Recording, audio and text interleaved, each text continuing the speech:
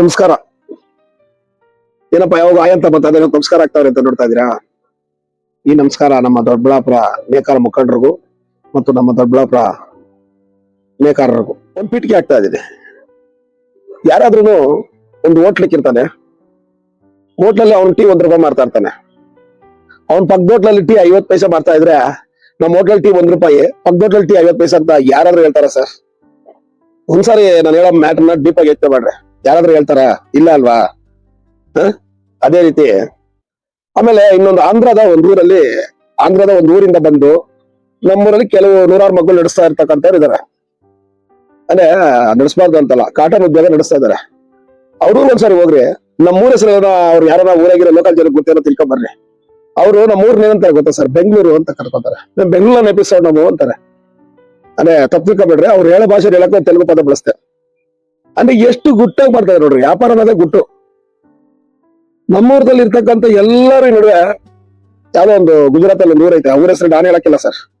ಆ ಊರ್ ಹೈಲೈಟ್ ಮಾಡ್ತಾ ಇದ್ದಾರೆ.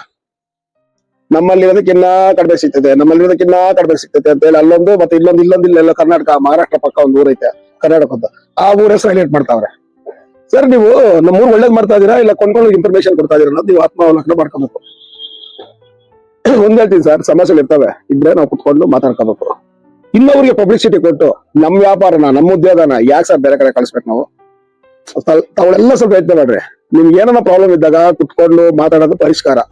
ಇದು ಆಮೇಲೆ ಕೆಲವು ಸರ್ ಕಾನೂನಲ್ಲಿ ಇಲ್ದಂತ ಬೇಡಿಕೆಗಳನ್ನ ಕೋರ್ತೀವಲ್ಲ, ಅದು ಕಾನೂನು ನಾವು ರೂಪಿಸ್ಕೊಡಕ್ಕೆ ಒಂದು ಪ್ರಯತ್ನ ಪಡ್ಬೇಕಷ್ಟೇ. ಕಾನೂನು ದೊಡ್ಡಬಳ್ಳಾಪುರಕ್ಕೋಸ್ಕರ ಮಾತ್ರ ರೂಪಿಸಿರೋದಿಲ್ಲ, ಇಡೀ ಭಾರತ ದೇಶಕ್ಕೋಸ್ಕರ ಕಾನೂನು ರೂಪಿಸಿರ್ತದೆ. ನಮ್ಗೆ ಆ ಕಾನೂನಿಂದ ಕೆಲವು ತೊಂದರೆಗಳು ಆಗ್ತಾ ಇರ್ಬೋದು, ಅದನ್ನ ನಾವು ಗಟ್ಟಿಯಾಗಿ ನಿಂತು ಹೋರಾಟ ಮಾಡಿ ಅದನ್ನ ಲಾಭ ಪಡ್ಕೊಳ್ಳೋಣ.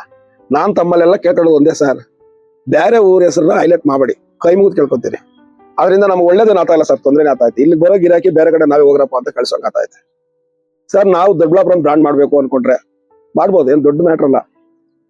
ನಾವು ಗಟ್ಟಿಯಾಗಿ ನಿಂತ್ಕೊಂಡು, ಈಗ ನಮ್ಮ ಶಾಸಕರು ಮುಂದೆ ಬಂದಿದ್ದಾರೆ, ಅವ್ರು ನಾವು ಸಪೋರ್ಟ್ ಮಾಡ್ಕೊಂತ, ನಮ್ಮಲ್ಲಿ ಕೆಲವು ಮೈನಸ್ ಇದ್ರೆ ಆ ಮೈನಸ್ ಸರ್ ಮಾಡ್ಕೊಂಡು ನಾವು ದೊಡ್ಡ ಬ್ರಾಂಡ್ ಮಾಡೋಣ.